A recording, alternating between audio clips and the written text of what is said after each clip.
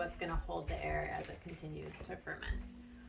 So our next step is just to add salt.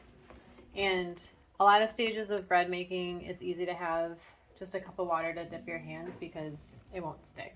It just kind of creates a barrier. And we're going to do about 28 grams of salt.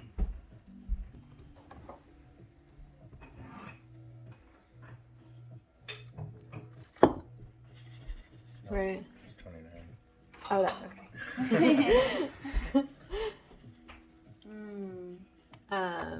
And I use kosher salt because it's like the least salty of the salt as opposed to like table salt or iodized salt. You can also use sea salt. It's really whatever you want.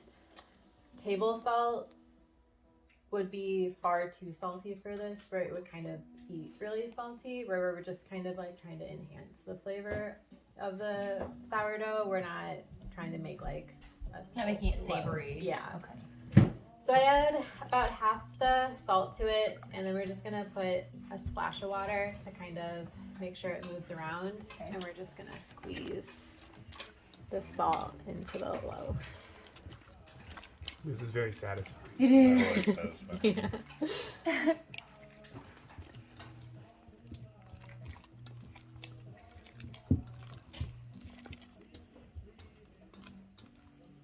Robert, did you bring in? Oh, here it is. Just gonna scrape that down.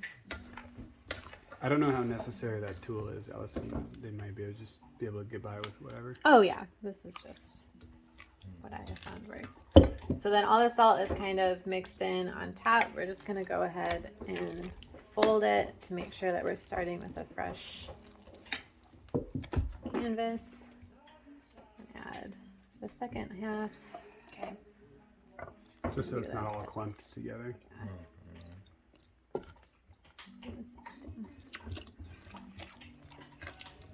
Very satisfying. Yeah, so this is, I mean, I keep on talking about building up the gluten. We have it nice and stretchy and relaxed. At this point, it's okay to kind of break it up a little bit because we're going to continue to build it. Mm-hmm. But we're not really focused on, again, like kneading it. Like all I'm doing is kind of folding it. Like it's tearing a little bit because it doesn't have that strength. That's totally fine because we're going to continue to build it up through time.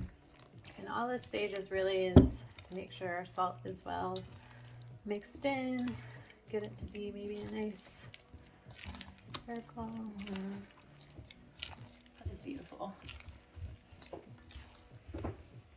I miss working at a bread bakery. I was working with like these chunks of dough that you would get like 60 loaves out of, and I got really strong because dough is really heavy and I'm like moving it around.